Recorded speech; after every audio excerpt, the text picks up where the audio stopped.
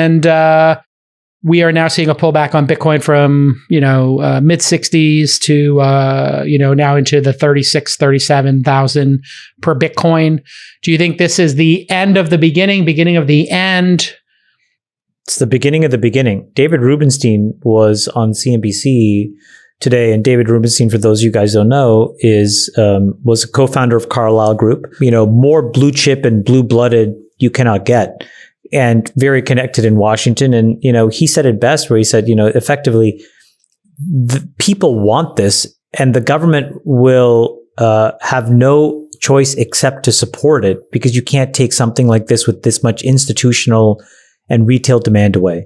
So we have to go to the place where now crypto needs to be like everything else. And maybe the crypto stands get upset with that because they don't like it that, a bunch of their parents are all of a sudden going to be buying tokens and stuff, but they got to get over it.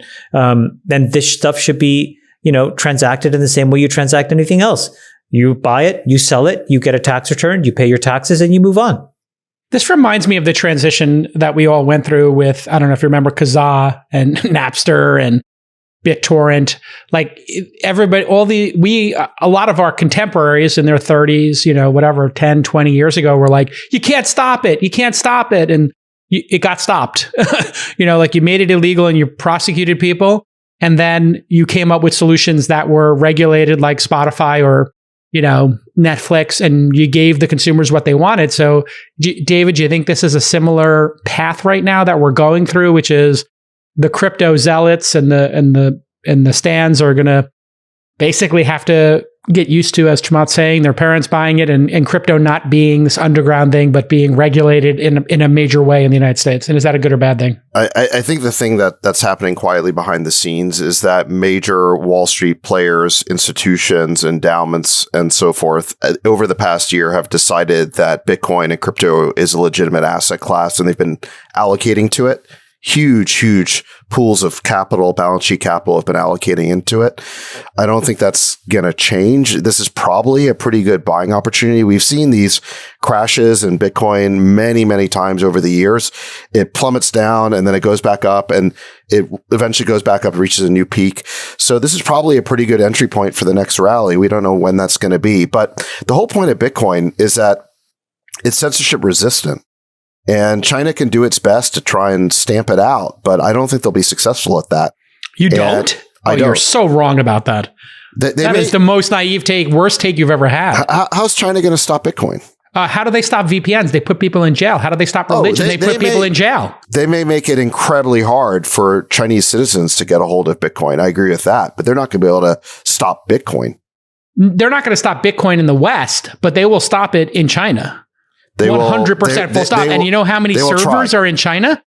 Go talk to the people who were in Tiananmen Square about what happened. The miners will have to move out. The miners will have to move out. Miners are done. And then if it'll be an underground thing, like it'll be like having a VPN, which is 5 years in jail for selling VPNs. What do you think about the IRS requirement that you have to report any Bitcoin transaction over $10,000? Do you think that and Americans can be prosecuted for not reporting, right? So I don't know how much. Fine. Huh? Good. So what? Do it. So yes. What? Get over it. But I do think that will get rid of 20% of the transactions that might have been nefarious. This is the Silk Road fallacy that, that the only legitimate use for crypto are. Well, I said 20%. I didn't say only. Okay, fine. But so maybe it makes that small fraction of illegitimate or illicit use cases. What do you think, Friedberg? No, Sachs, I think the point is that they're trying to chase down. It's not about illegal use cases. It's about not reporting a taxable gain on your Bitcoin before you use that money to buy something. So sure, of course, it's about tax evasion. But look, but that's not going to stop Bitcoin usage. Smart people who've been trading Bitcoin have been paying taxes on it for years. I don't think that's really an issue.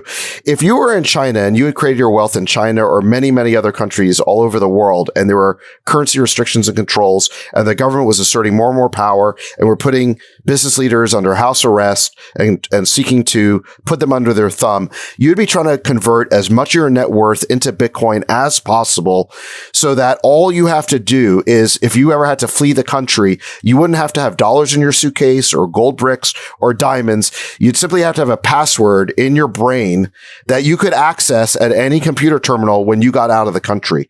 And so I think that sort of digital gold is a phenomenal use case of Bitcoin. And the more oppressive all these countries become, the more they increase the value of that use case. What do you